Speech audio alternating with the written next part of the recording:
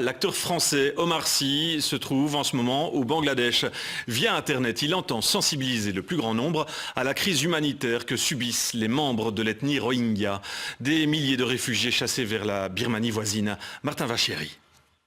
Je suis au Bangladesh, dans le plus grand camp de réfugiés au monde où vivent les Rohingyas. Ils sont près d'1 million, ça fait 3 mois qu'ils arrivent en masse dans ce pays, chassés de la Birmanie.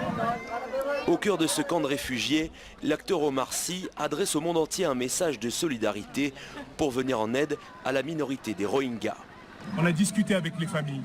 Ils ont besoin de premières nécessités. Il y a certains qui ont besoin de lumière, certains qui ont besoin de chaussures, de médicaments, un tas de petites choses comme ça. Et ça, on peut le faire.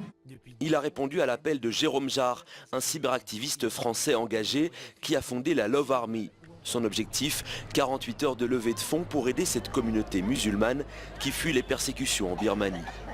Unissons nos voix pour aller demander aux entreprises de participer. Et tous les budgets qui seront débloqués dans les prochaines 48 heures, nous on sera sur place. Je vais rester sur place pendant plusieurs semaines pour être certain que tous ces fonds iront directement aux gens, qu'il n'y aura pas d'intermédiaire, que ça sera directement dans leurs mains et que chaque famille recevra un petit peu de réconfort. Je crois que la connexion est faite. C'est parti. C'est parti. 6 autres personnalités très populaires sur le web, comme le vidéaste Mister V, font partie de l'opération. À eux tous, ils cumulent plus de 100 millions d'abonnés sur les réseaux sociaux.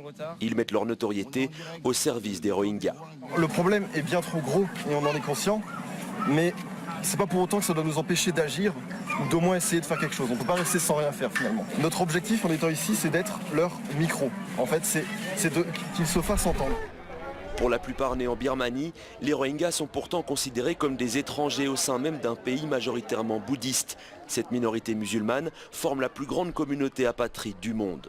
Le président turc, Recep Erdogan, est le premier chef d'État à avoir répondu à l'appel de Jérôme Jarre. Il promet de déployer des moyens humanitaires dans la région.